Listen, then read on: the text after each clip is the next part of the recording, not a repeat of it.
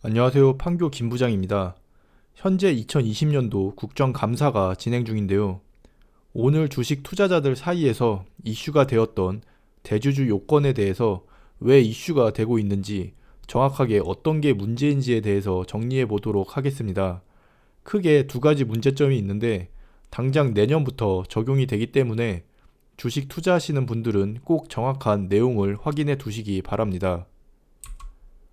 일단 대주주의 의미를 보면 주식 회사의 대다수의 주식을 소유한 주주를 말하고 있습니다. 많은 주식수를 가지고 있는 사람, 즉 결국은 많은 돈을 회사에 투자한 사람을 대주주라고 하는데요. 보통 생각하기에 대주주는 회사의 지분을 많이 보유하고 있는 사람이고 일반 투자자와는 좀 다르다고 생각이 드실 겁니다. 이 대주주는 대주주 요건 만족 시에 적용이 되는데 문제는 이 대주주 양도소득세가 적용된다는 점입니다. 지금 문제가 되고 있는 게 이 대주주 요건이 변경이 될 예정이고 멀게만 느껴졌던 대주주라는 게 당장 우리가 될 수가 있고 양도소득세가 적용된다는 점 때문입니다. 이 양도소득세라는 것은 주식을 팔 때 수익에 대한 세금이기 때문에 결국 투자 수익이 줄어든다는 것을 의미합니다. 이 대주주 양도소득세라는 것은 새로 생기는 것은 아니고 원래 지금까지 주식시장에서 적용이 되고 있었습니다. 다만 대주주 요건이 일반 개인 투자자들에게 적용되기 높은 수준이었습니다. 지금까지의 대주주 요건은 한 종목 보유금의 기준으로 2017년까지는 코스피 종목은 25억 이상, 코스닥 종목은 20억 이상이면 대주주 요건에 만족이 되어 적용이 됩니다. 2018년도에는 이 요건이 코스피 코스닥 상관없이 15억 이상으로 변경이 되었고요. 그리고 2020년 올해 다시 10억으로 변경이 되었습니다. 즉 현재는 한 종목에 대해서 10억 이상 보유 시에 대주주 양도소득세가 적용이 되고 있습니다. 자, 그럼 대주주의 양도소득세가 어떻게 적용이 되는지 보겠습니다. 양도소득세란 수익에 대해서 부과되는 세금인데요. 주식을 매도할 때 수익이 발생했으면 수익금에 따라서 세금이 적용이 됩니다. 수익이 3억 이하일 경우 20%의 양도소득세가 적용이 되고요. 수익이 3억 초과일 경우 25%의 양도소득세가 적용이 됩니다. 특히 중소기업이 아닌 종목에 대해서 1년 미만으로 보유를 하다가 매도 시에는 30%의 양도소득세가 적용이 됩니다. 그리고 추가로 지방소득세 10%가 적용이 되는데 결국 대주주라면 수익의 최소 22%에서 최대 33%의 세금이 적용된다는 것을 알 수 있습니다. 예를 들어 삼성전자 주식을 보유하고 있는데 주식을 매도해서 수익이 1억 정도 발생을 한다면 2,200만 원 정도가 세금으로 나가게 됩니다. 정말 세금이 어마어마하죠. 결국 세금이 많아지면 수익이 줄어들기 때문에 이 대주주에 적용이 된다는 게 주식 투자자들 사이에서는 중요한 요소라고 할 수 있겠습니다. 사실 지금까지는 대주주 요건에 만족하는 금액이 좀 높기 때문에 뭐 돈 많은 사람들이 많은 수익이 나면 세금 내야지 라고 생각하실 수도 있습니다.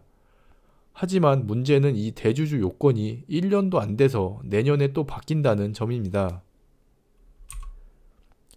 자, 내년에는 대주주의 요건이 코스피 코스닥 상관없이 한 종목에 3억 이상 보유하고 있으면 대주주가 됩니다.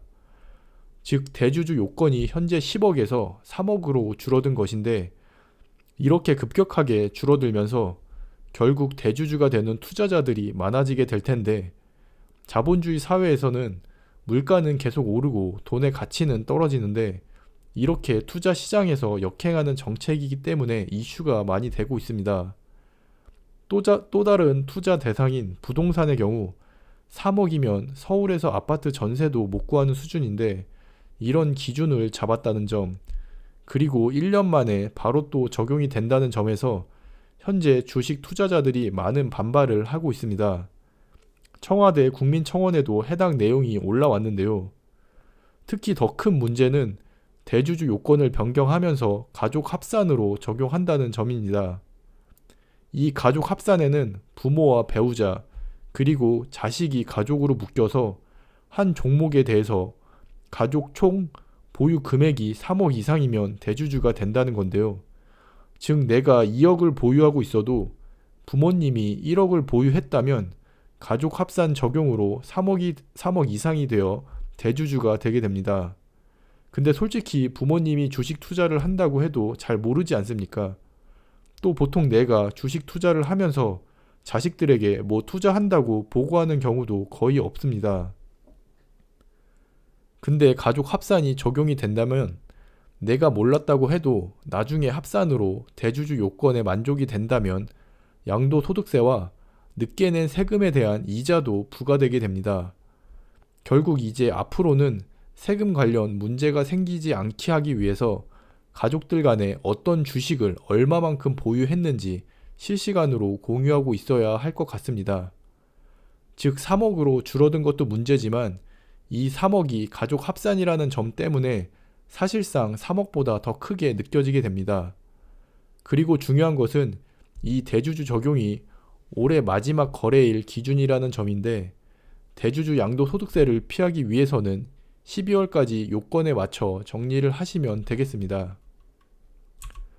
자, 이렇게 변경되는 대주주 양도소득세에 대해서 정리를 해봤는데 뭐 이대로 적용이 된다면 대주주 요건을 피하기 위해서 연말까지 보유한 주식의 비중을 축소하려는 투자자들이 많이 생기게 됩니다.